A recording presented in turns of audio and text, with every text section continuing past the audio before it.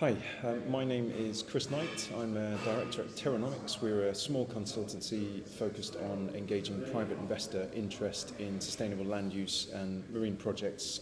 I'm here with Tom, and we're just going to give you a summary of the key learning points from the project working with Cornwall Area of Outstanding Natural Beauty on the NEIRF project based in the Lizard Peninsula.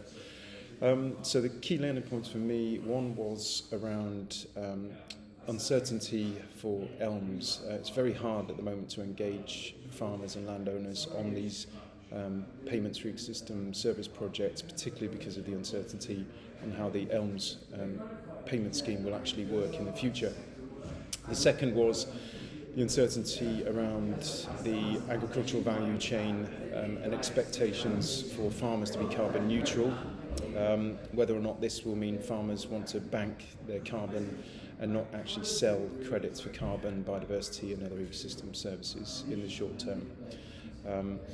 I think in terms of the value add that we hope we brought to the project, one is an experience of how these systems and payment mechanisms work overseas and in other UK projects, and secondly just helping the council understand how they can develop a programme for this over the medium term and how they can finance that.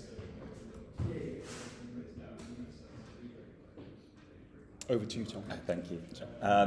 So I think some of the key learnings that I picked up from the project is that there is definitely a lot of interest from the farmers themselves down in the Lizard to engage in some of these emerging markets, and we felt that we helped give them kind of a push along and give them a better understanding of the potential investor perspective on what they might be interested in some of these markets. And in particular, they were interested in potentially biodiversity and carbon markets, although it was noted that they are concerned slightly on the ethics side, so for any future engagement, this is something that will need to be addressed.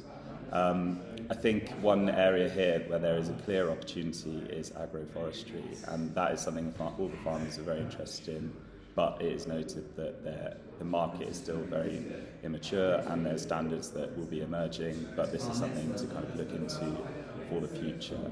And I think going forward it will be crucial for them to try and look at how they can potentially collaborate together with these farmers to create the scale needed and lower the transaction costs, which might be able to potentially attract other types of buyers and potentially larger buyers.